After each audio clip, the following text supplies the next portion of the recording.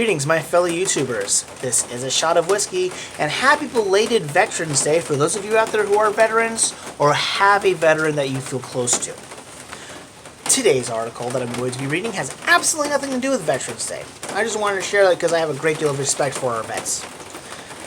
It is instead about science, specifically about the Earth not being flat. That's right, I'm finally going to be addressing the Flat Earth Society nonsense that seems to have been on the rise over the past several years. This article, for lack of better words, was posted up on Popular Science almost 5 years ago. January 26th, 2016 to be more precise, and damn, the rain's coming down good, pretty hard right now, by Muriel Schottlaender. Now, Muriel actually posted this on her website, her blog. According to this, in 2008, the title of her blog is Smarter Than That. So, I will be providing a link to this in the description down below, which has all sorts of different links, as well as pictures to demonstrate what the heck she's talking about. Some of them are actually pretty neat. So here we go. Humanity has known Earth is round for a few millennia, and I've been meaning to show more methods that prove the world is not flat. I've had a few ideas on how to do that, but recently got an interesting incentive when Phil Plait, the bad astronomer, wrote about a recently published BBC article about the Flat Earth Society. Most recently, rapper Bob went on a Twitter rant on the topic. And I have no idea why, but Bob is an acronym. Phil claims it's ridiculous to even bother rebutting the Flat Earth Society, and I tend to agree. But the history of our species' intellectual pursuit is important and interesting. You don't need to denounce all science and knowledge and believe in a kooky conspiracy theory to enjoy some historical factoids. Hang on. Yeah. Where was I? Oh, to enjoy historical factoids about humanity's quest for space. On we go to the top 10 ways to know the Earth is unequivocally,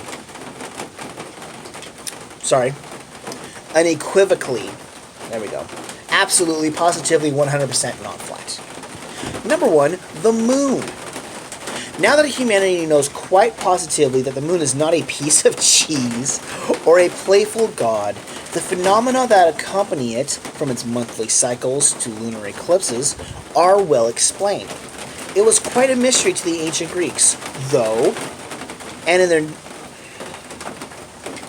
I just realized I said that wrong.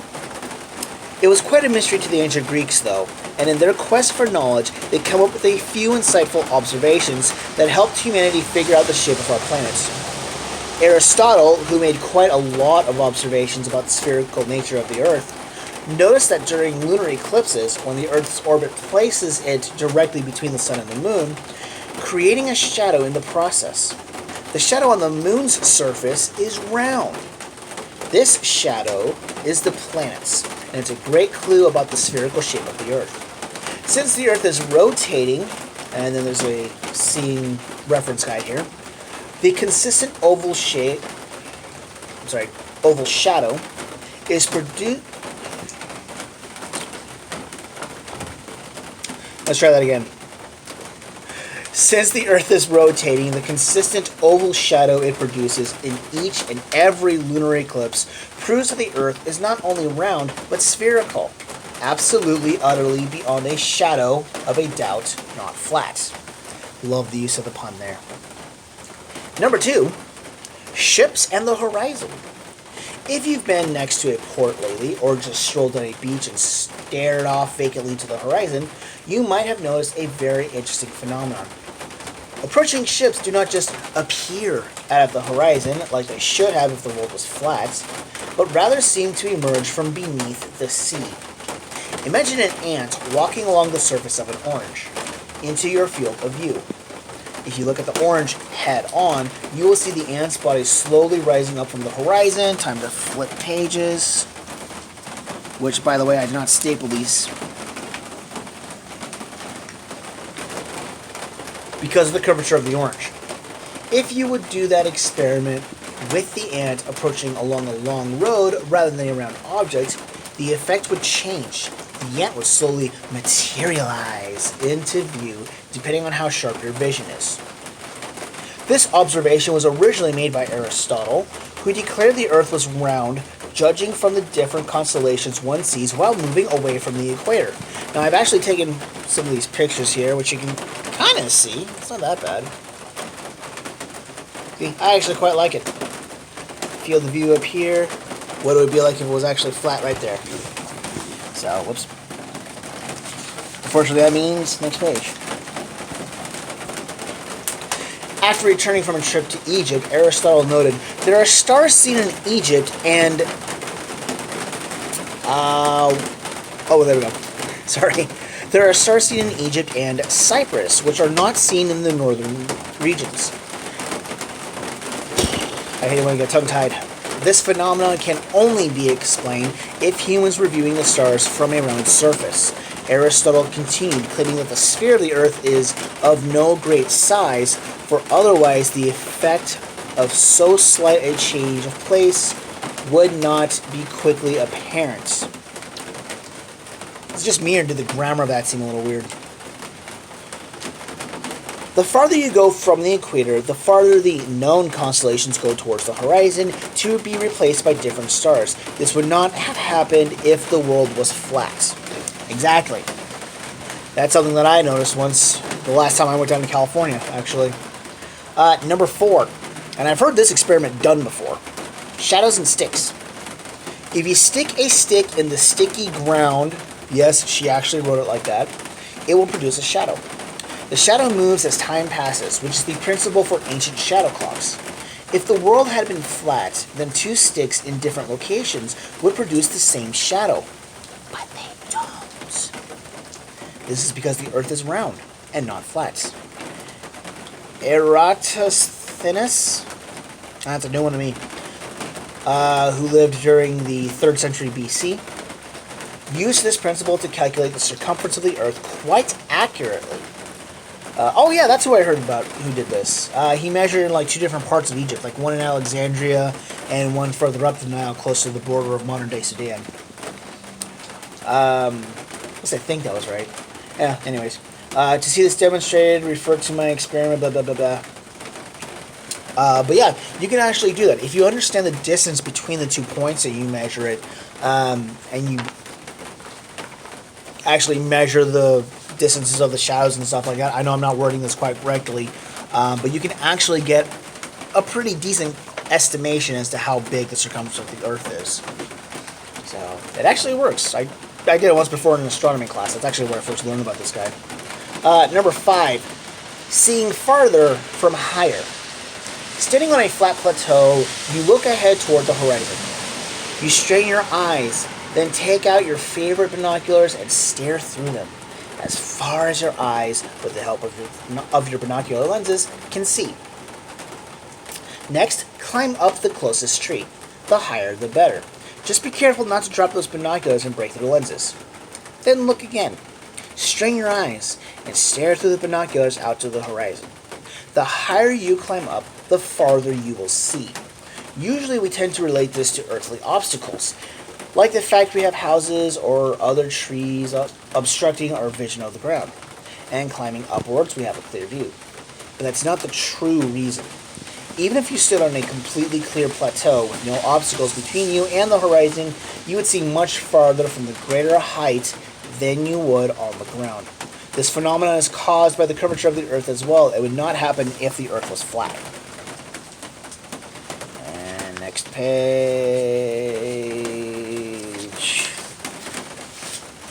begins with a picture to demonstrate this point. Hopefully you guys can see this one too. By the way, I'm not showing you all the pictures. I'm just showing you the ones that I find to be the most interesting. So yeah, that's how it would be like if the world was actually flat. And there's a demonstration of what it would be like if the Earth was round. Alright. Number 6. And I've done this one before. This is how I know. Other than not being an idiot. Number 6. Ride a plane. If you've ever taken a trip out of the country, specifically long-distance trips, you could notice 2 interesting facts about planes in the Earth. 1. Planes can travel in a relatively straight line for a very long time and not fall off any edges. They can also circle the Earth without stopping. Number 2. If you look out the window on a transatlantic flight, you can, most of the time, see the curvature of the Earth on the horizon. The best view of the curvature used to be on the Concorde, but that plane's long gone. I can't wait to see the pictures from the new plane by Virgin Galactic. The horizon should look absolutely curved, as it actually is from a distance. Now, I had read something about how you can see the curvature once you get to about 35,000 feet, but a lot of that also depends on how much spacing of the window you actually have. So for a lot of different plane models, that is kind of tough to do. 50,000 should be no problem. Number 7. This is a very good point. Look at other planets. The Earth is different from other planets. That much is true. After all, we have life, and we haven't found any other planets with life yet. Again, according to when this was written. Although, I don't really know if this lady would actually count, like, bio-microorganism kind of things. However, there are certain characteristics all planets have, and it would be quite logical to assume that if all planets behave a certain way, or show certain characteristics, specifically if those, next page, planets are in different places, or were created under different circumstances, our planet is the same. In other words, if so many planets that were created in different locations and under different circumstances show the same property, it's likely that our own planet has the same property as well. All of our observations show that other planets are spherical. Yep. And since we know how they're created, it's also obvious why they take this shape. Unless we have a very good reason to think otherwise, which we don't, our planet is very likely the same. In 1610, Galileo Galilei observed the moons of Jupiter rotating around it. He described them as small planets orbiting a larger planet. Now, in fairness, the term planet comes from, I don't remember the exact word, but it's basically planetos or something like that. But it means traveler. So that's probably why he referred to moons as planets as well. A description and observation that was very difficult for the church to accept, as it challenged a geocentric model where everything was supposed to revolve around the Earth. This observation also showed that the planets, Jupiter, Neptune, and later Venus was observed too, are all spherical and all orbit the Sun. A flat planet, ours or any other planet, would be such an incredible observation that it would pretty much go against everything we know about planets from... I'm going to try that again. A flat planet, ours, or any other planet, would be such an incredible observation that it would pretty much go against everything we know about how planets form and behave. It would not only change everything we know about planet formation, but also about star formation. Our sun would have to behave quite differently to accommodate the flat Earth theory, and what we know of speeds and movements in space, like planets' orbits and the effects of gravity. In short, we don't just suspect that our planet is spherical, we know it. Number 8. This is my personal favorite thing to point out. The existence of time zones. The time in New York, at the moment these words are written, is noon. The sun is in the middle of the sky, though it's hard to see with the current cloud coverage. In Beijing, it is 12 a.m. midnight, and the sun is nowhere to be found. In Adelaide, Australia, it is 1:30 in the morning, more than 13 hours ahead. There, the sunset is long gone, so much so that the sun will soon rise up again at the beginning of the new day. This can only be explained if the world is round and rotating around its own axis. At a certain point, when the sun is shining on one part of the Earth, the opposite side is dark, and vice versa. That allows for time differences and time zones, specifically ones that are larger than 12 hours.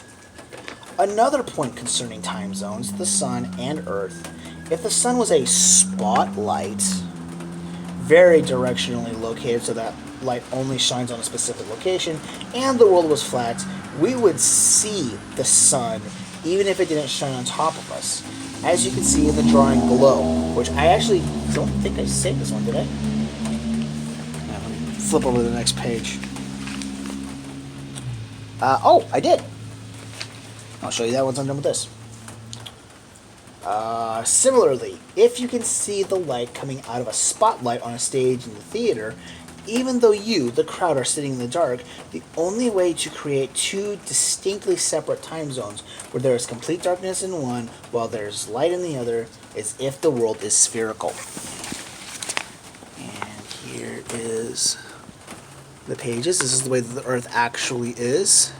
And here is the ridiculous spotlight theory. Because here's an interesting thing about light. I learned this in high school. I think it was my freshman year, if I remember correctly.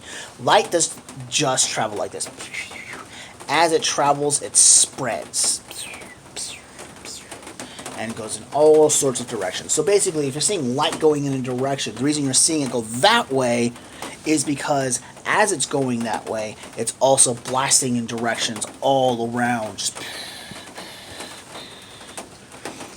That's why when you're looking at like 50 yards down the way, you see somebody shining a flashlight 90 degrees away from you, you can still see the light even though it's not pointing towards you. Alright, number 9. The pull of gravity. Here's an interesting fact about mass. It attracts things to it. The force of attraction, aka gravity, between two objects depends on their mass and the distance between them. Simply said, gravity will pull toward the center of the mass of the objects. To find the center of mass, you have to examine the object. Consider a sphere. Since a sphere has a consistent shape, no matter where on it you stand, you have exactly the same amount of sphere under you. Imagine an ant walking around on a crystal ball. From the insect's point of view, the only indication of movement would be the fact the ant is moving its feet. The shape of the surface would not change at all. A sphere's center of mass is in the center of the sphere, which means gravity will pull anything on the surface of the sphere straight down towards the center of the sphere. This will occur no matter where on the surface the object is located. And next page, which I think is the last one. Yes. Sorry about this. Consider a flat plane. The center of mass of a flat plane is in its center, so the force of gravity will pull anything on the surface towards the middle of the plane. That means that if you stand on the edge of the plane, gravity will be pulling you sideways towards the plane's middle, not straight down like you usually experience when you stand on Earth. I am quite positive that even for Australians, an apple falls downward, not sideways. But if you have your doubts, I urge you to try dropping something. Just make sure it's nothing that can break or hurt you. For further reading about the center of mass and distribution of mass, check out this link, and if you are brave enough to handle some equations, you can learn more about Newton's law of universal gravitation here. Now, there is a point that, I don't know if there's any flat earthers who are smart enough to think this, but it is true that when you're in Denver or some other high mountain area, the measurement of gravity and your mass relation to it is a little bit different. But that doesn't necessarily disprove this. All that it really does is it proves the distance aspect. Because it has that same effect if you're in Denver, or if you're in the Himalayas, or if you're in the Alps, or the Andes. It's about the height and, like sea level. You can go sea level on any continent that's out there, and you'll weigh the exact same. Why? Because it's based off of going towards the center. So, I kind of feel like I needed to say that, but I don't know why. Anyways, here's the last little bit of it. Number 10, images from space. Now, I know that flat earthers like to say, oh, well, that's been altered and fabricated. No, you're an idiot. In the past 6 years of space exploration, we've launched satellites, probes, and people into space. Some of them got back, some of them still float through the solar system and almost beyond it. And many transmit amazing images to our receivers on Earth. In all of these photos, the Earth is, wait for it, spherical. The curvature of the Earth is also visible in the many photos snapped by astronauts aboard the International Space Station. You can see a recent example from a Commander Scott Kelly. And here's the final line. You know what they say, a picture is worth 1,000 disc tracks. So, I know that there are little experiments that you can do to prove the curvature of the Earth. There was one that I heard about that some flat earthers were trying to use to prove that their theory was correct. And they ended up proving themselves wrong. Something about cutting a hole in like 2 pieces of wood, having them measured out to where they were at the exact same height. So in theory, if you shone a light perfectly in the middle of one of them, you should have seen it perfectly in the other hole on the other side. But they were a far enough distance to where if there was a curvature, it should have been a little bit off. And guess what? It was a little bit off. But there are a few other things as well. When I get home and I post the link to this, maybe I'll post some other things here and there too, because I've got a few that are bookmarked on my computer, so maybe I'll put those on there too.